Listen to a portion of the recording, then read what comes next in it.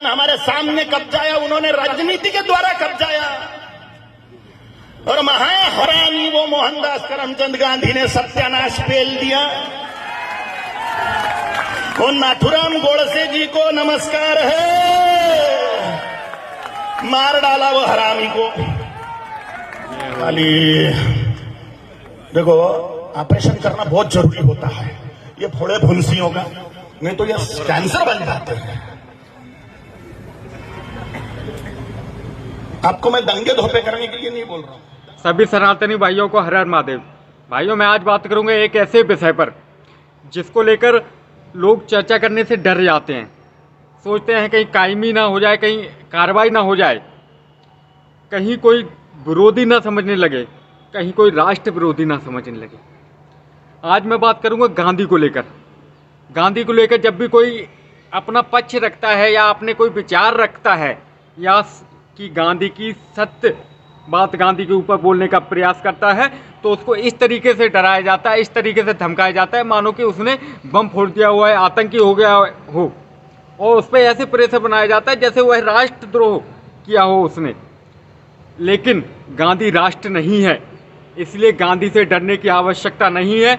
गांधी के बारे में जिस व्यक्ति के जो विचार हैं वह खुल के रख सकता है, और हमें इस देश का नागरिक होने के नाते यह पूर्ण तरीके से अधिकार है। अभी वर्तमान समय में कालीपुत्र कालीचरण महाराज जी ने जब भी गांधी को लेकर अपने स्पष्ट शब्दों में अपने विचार रखे और सत्य बताया, कुछ उन्होंने व्यक्तिगत विचार नहीं बल्कि सार्वजनिक ऐसे विचार रखे जो सत्य थे, उसको लेकर उन पर कार्रवाई की गई है। हम कालीचरण पुत्र महाराज जी के समर्थन में पूरे तरीके से खड़े हुए हैं, हम उनके साथ खड़े हुए हैं।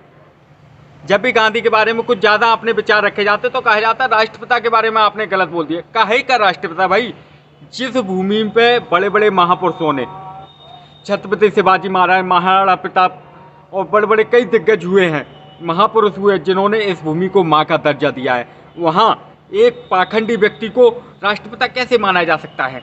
यह केवल और केवल पाखंडी लोग ही मान सकते हैं। जो जब भी गांधी को लेकर आप कोई बात करते हैं तो 50 लोग आपके सामने खड़े हो जाते हैं और कहते हैं गांधी बहुत सत्य और अहिंसा का मानने वाला था, बहुत ही वह मानवता प्रिय व्यक्ति था।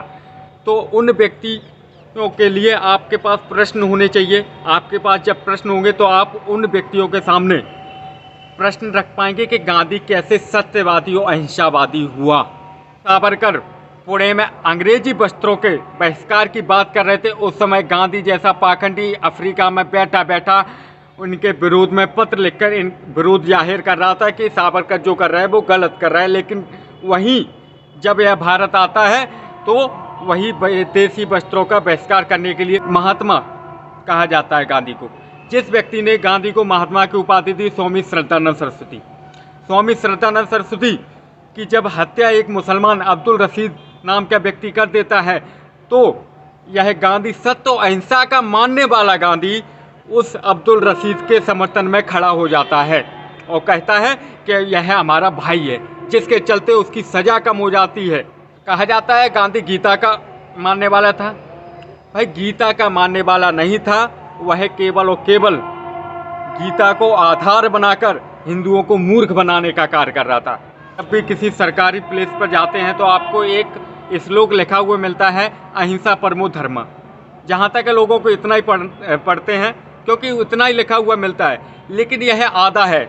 जिस व्यक्ति ने पूरा मंत्र नहीं बता पाया मुस्लिम तुष्टीकरण के चलते, वह हिंदू हितैषी और वह सत्यवादी अहिंसावादी कैसे हो सकता है, जबकि पूरा मंत्र है अहिंसा परमो धर्म, धर्म हिंसा तदेव च। जब यह कुरान पढ़ता था तो कुरान की इस गंदगी के बारे में इसने मानव जाति को क्यों नहीं बताया? सत्य और अहिंसा का मानने वाला था तो इसे सत्य बोलने में क्या डर था? यह केवल और केवल पाखंडी व्यक्ति। पटेल को प्रधानमंत्री न बनने दिया, जबकि पटेल चुनाव जीत जाते हैं और उनके अधिकारों से पटेल को वंचित कर देता है और नेहरू को प्रधानमंत्री बनाता है। वहीं सुभाष चंद्र बोस को इस्तीफा ले लेता है सुभाष चंद्र बोस से, क्योंकि सुभाष चंद्र बोस उग्रवादी स्वभाव के थे, योद्धा प्रगति के थे। लेकिन इसको योद्धा प्रगति के नहीं, केवल नपुंसक लोग पसंद थे और धोखेबाज पसंद थे। बंटवारे पे इसने स्टेटमेंट दिया था कि इंच इंच कट जाऊंगा, देश नहीं बंटने दूंगा।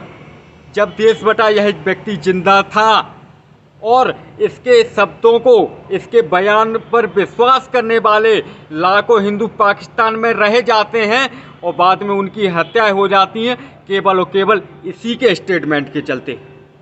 लाखों हिंदू महिलाओं के बलात्कार हुए उस बंटवारे में, लेकिन यह गांधी सत्य और अहिंसा का मानने वाला एक शब्द तक नहीं बोला।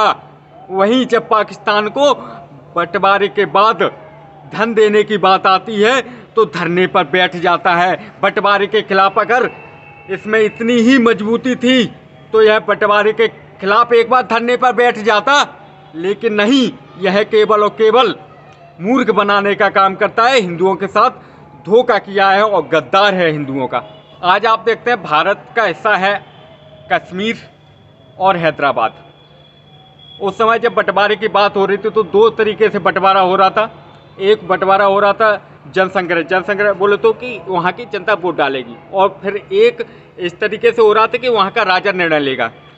कश्मीर मुस्लिम बहुमूल्य था, कश्मीर में मुस्लिम जनसंख्या ज़्यादा थी, तो इसके चलते गांधी ने कहा कि कश्मीर में मुसलमान वोट डालेंगे कि वहाँ की जनता निर्णय करेगी कि हमें किस भारत में जाना है या पाकिस्तान में जाना है। वहीं हैदराबाद की जब बात होती है, क्योंकि हैदराबाद में हिंदू संख्या ज़्यादा थी और वहाँ का नवाब मुस्लिम था, वहाँ का शासक मुसलमान था, इसलिए वहाँ गांधी बोलता है कि वहाँ का नवाब निर्णय लेगा।